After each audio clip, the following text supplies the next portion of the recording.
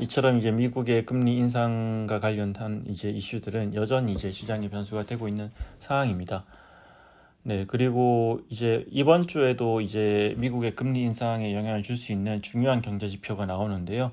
10월 달 미국의 소비자 물가 지수 CPI 발표가 예정되어 있습니다. 14일 날 발표될 예정이고, 이때 어떤 이제 지표, 어떤 수준의 어떤 뭐 숫자가 나오느냐에 따라서 또 이렇게 미국의 연준의 금리 인상과 관련된 방향성에 큰 영향을 줄 수 있는 변수가 될 것 같습니다.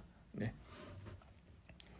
개별 리츠별로 좀 사항을 살펴보면, 지난주에는 이제 전체 20개 리츠 중에서 16개 리츠가 상승을 하고 3개 리츠가 내렸습니다. 가장 크게 오른 리츠는 신한 서부 T&D 리츠였는데요. 신한 서부 T&D 리츠는 한 주간 7.44% 올랐습니다. 이처럼 한 주간 주가가 크게 오르면서 이제 지난 6월 30일 이후로 주가가 3,500선 아래에 계속 머물렀는데, 4달 만에 이 3,500을 넘어서 3,600원까지 돌파를 했습니다. 네, 신한 서부 T&D 리츠 같은 경우에는 코로나19가 끝나면서 호텔 경기가 회복되고 있고, 또 이러한 펀더멘털 개선에 따른 긍정적인 영향을 받고 있고요. 또 최근에는 이제 신라스테이 강화문이 포함되어 있는 강화문 G타워 인수를 추진하고 있는데, 이 실은 이제 우선 협상 대상자가 된 거는 이제 9월 달이었는데요. 지난 9월에 이제 우선 협상자가 선정됐는데, 최근에 이제 MOU를 체결하고 조만간 이렇게 거래를 성사시킬 것으로 보입니다. 이외에 또 이지스 밸류 리츠 같은 경우에도 한 주 내내 기관과 외국인들의 매수세가 이어지면서 한 주간 3.68% 상승해서 비교적 큰 폭으로 오른 리츠였고요. NH 오른 리츠 그리고 이지스 레지던스 리츠도 2% 이상 상승하면서 상승폭이 컸던 리츠입니다. 반면 이 미래에셋 글로벌 리츠 같은 경우에는 7.25%나 주가가 급락했는데요. 그러다 보니까 2018년 이후에 성장된 리츠 중에서 최저가를 기록했습니다. 지난주에. 공모가 절반에도 못 미치는 수준이었고요. 그 전까지는 마스턴 프리미어 리츠가 이제 가장 낮은 수준을 유지했는데, 또 이제 미래에셋 글로벌 리츠가 지난주에 크게 하락하면서 이제 가장 이렇게 주가가 안 좋은 리츠가 됐고요. 이 미래에셋 글로벌 리츠 같은 경우에는 사실은 이제 지금 유상증자 이슈가 제일 크고요. 미국 텍사스에 위치한 어떤 물류센터를 편입하기 위해서 유상증자 추진하고 있는데, 아무래도 무리한 유상증자라는 평가가 많이 나오고 있고, 그러다 보니까 된소리를 맡고 있는 그런 상황입니다. 네, 마스턴 프리미어 리츠 역시 이제 최근에 아주 흐름이 안 좋은데, 지난주에도 주가가 1.21% 하락하면서 여전히 이 낮은 수준의 주가가 머물러 있습니다. 오늘 좀 하고 싶은 이야기는 이 각 AMC들의 역량과 신뢰도에 대한 부분입니다. 사실 최근에 이제 뭐 주가가 떨어진 이유는 여러 가지 있는데, 제일 큰 금리 인상에 따른 리파이낸싱 리스크가 있고요. 또 해외 자산을 담은 리츠들의 이슈들, 그리고 유상증자를 추진했던 리츠들의 이슈들, 그리고 뭐 ESR 캔들스퀘어 리츠 같은 경우는 이제 외국인들의 이탈로 이렇게 주가 많이 빠지고 있는데요. 그런데 이런 리츠 주가 빠지는 게 단순히 어떤 뭐 이런 매크로적인 이슈들, 뭐 이런 이슈 때문만은 아닌 걸로 보이고요. 실제로 이제 그 취재를 하다 보면 각 리츠별로 이러한 위기 상황에 대한 대처 역량에 대한 차이가 느껴지고, 그런 점들이 또 실제 주주들한테도 이 눈에 어떤 구분될 정도로 차이가 나는 것 같습니다. 대표적으로 이제 미래에셋 글로벌 리츠와 이제 마스턴 프리미어 리츠인데요. 이 두 리츠는 뭐 사실 지금 현재 공모가 절반에도 못 미치는 주가 수준이기도 하고, 또 이런 이제 포털 종목 게시판에 들어가 보면 주주들의 원성이 이제 들끓고 있습니다. 들끓고 있는데, 근데 이거를 뭐 단순히 이제 리츠를 잘 모르는 개인 투자자들의 어떤 미성적인 원성으로만 치부하기에는 상당히 정확하고 날카로운 내용들이 많고요. 실제로 이제 리츠 업무를 하는 증권사라든지 리서치, 그리고 리츠에 투자한 펀드 매니저들의 평가도 이 최근에 어떤 각 리츠의 종목 게시판에 올라오는 내용과 별반 다르지 않습니다. 뭐 리츠 AMC들 입장에서는 그렇기 때문에 이러한 목소리를 좀 뼈아프게 받아들일 필요가 있다고 생각하고요. 특히 이제 미래에셋 글로벌 리츠 같은 경우에는 계속해서 소통 부재 문제가 지적이 되고 있습니다. 뭐 개인 투자자들은 물론이고, 투자자들과의 커뮤니케이션 창구인 증권사 리서치 센터, 그리고 언론 등과도 이제 커뮤니케이션을 제대로 하지 않고 있다는 지적이 나오고 있는데요. 사실 이제 미래에셋 글로벌 리츠 이전에 SK 하이닉스 같은 경우에도 이제 반도체 수처리 센터 편입이랑 대규모 유중으로 이제 주주들 질타를 많이 받았는데요.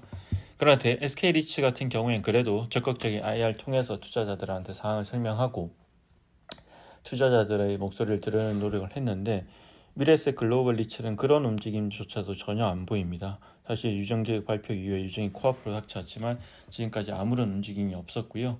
뭐 이런 점들이 상당히 이제 문제가 되고 있다고 보입니다. 사실 이제 한국보다 상장 리츠 역사가 긴 싱가포르 리츠 같은 경우에는 이런 IR과 커뮤니케이션이 상당히 중요하게 여기거든요. 실제 최근에 이제 싱가포르 상장 리츠 관계자를 만나서 얘기를 들어봤는데 이렇게 얘기를 했습니다. 사실 이제 분기마다 그리고 이벤트가 있을 때마다 진행하는 IR 설명회가 리츠 AMC 대표가 해야 할 일 절반 이상일 정도로 중요한 일인데 그런 행사를 그런 이벤트를 IR을 등한시한다는 건 이해할 수 없다. 이런 지적을 하기도 했습니다. 물론 그 와중에 이제 일부 리츠들은 또 아주 적극적인 커뮤니케이션 호평을 받는 리츠도 분명히 있고요.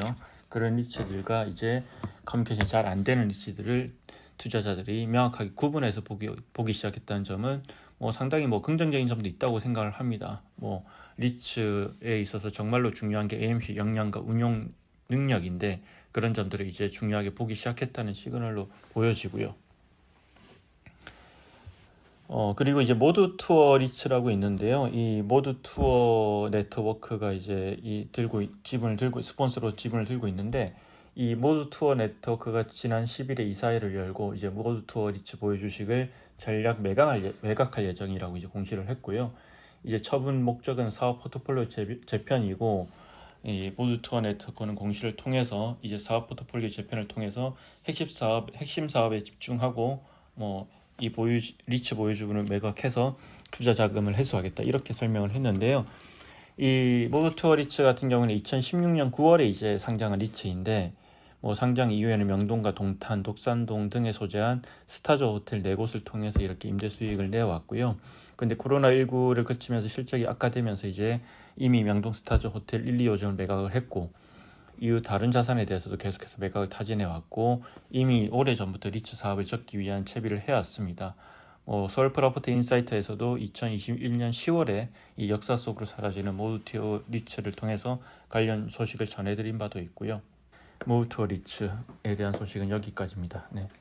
그리고 NH 프라임 리츠 얘기를 좀 해보겠는데요. 이 최근에 많이 전해드렸지만 삼성 STS 타워 매각이 이제 끝났죠. 끝나면서 이제 이 NH 프라임 리츠도 이제 삼성 STS 타워 지분을 보유하고 있기 때문에 이에 따른 이제 매각 차익을 바탕으로 특별 배당을 하겠다 이렇게 이제 계획을 확정해서 발표를 했습니다. 이 원청 징수액을 제외하면 이제 NH 프라임 리츠가 가지게 되는 원금과 매각 차익은 총 215억 원이고요. 특별 배당 규모는 주당 300원 가량으로 추산됩니다. 그리고 이 원금에 대해서는 다시 한번 또 재투자를 통해서 새로운 자산을 확보할 예정이라고 밝혔습니다. 네. 그리고 이제 NH 오런 리츠가 처음으로 매각하는 수원 A1 인계타워가 있죠. 이게 원래 우엽이 신한 리츠 운용이었는데요. 최근에 이제 신한 리츠 운용에서 우엽이 현대자산운용으로 변경이 됐습니다. 신한 리츠 운용에서는 이제 전략적 투자자인 로지스밸리를 유치해서 이렇게 이제 자금 조달을 하려고 했는데 로지스밸리가 투자를 안 하기로 하면서 이제 차순이었던 현대자산운용으로 우엽이 바뀌었고요. 현대자산운용 같은 경우에는 AMC와 PM사가 보통주를 출자하고 COC 기준으로 7% 이상으로 우선주 투자자를 모집할 예정이라고 합니다.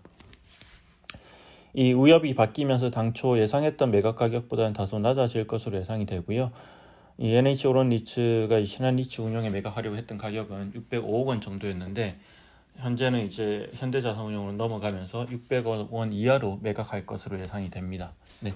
NH 오런 리츠는 지난 2020년에 이 A1 인계타워를 465억 원에 인수한 바 있고요. D&D 플랫폼 리츠 얘기도 좀 해보겠습니다. D&D 플랫폼 리츠 같은 경우에는 현재 4개의 자산을 담고 있는데요. 그 4개 자산 중에 하나가 이제 해외 자산이 있습니다. 해외 자산은 일본에 위치한 아마존 물류센터고요. 이 재간접 형태로 투자를 하고 있고, 근데 이제 최근에 10월달 분기 보고서를 공시를 했는데 그 분기 보고서에 이 아마존 물류센터 관련 임대료 소식이 있습니다. 이 일본 아마존 물류센터 임대료 관련 공시 내용이 들어 있었고 최근에 평당 약 3,200엔 수준으로 이렇게 임대료 협의가 완료됐다. 조만간 계약을 완료할 거다 이렇게 발표를 했습니다. 네, 이렇게 임대료가 이제 계약이 되면 기존 대비 약 6.5% 상승할 예정이라고 하고요. 일본 아마존 물류센터 같은 경우 현재 또 이제 매각을 추진하고 있기도 하죠. 하지만 직접 소유하고 있는 자산이 아니기 때문에 계획대로 매각이 진행될지는 좀 지켜봐야 될 것 같습니다. 네, 그리고 신한 알파리츠가 이제 제 11기 배당금을 이렇게 발표를 했는데요. 186원으로 이제 배당금을 확정했다고 밝혔고요. 이 기존의 어떤 8기부터 10기까지는 주당 190원 이상의 배당을 줬는데 11기에는 좀 이렇게 180원으로 줄어든 수치고요. 아직 이제 뭐 리파이낸싱에 따른 영향은 반영되지 않았지만 이 용산 더 프라임타워 매각 전에 앵커 테넌트인 현대건설이 이제 내장 공사를 하면서 임대 수익이 줄어서 배당이 줄었다고 합니다. 네, 그리고 리파이낸싱에 따른 영향은 다음 기부터 반영될 예정입니다. 네, 이상으로 K리츠 위클리 전해드렸습니다. 고맙습니다.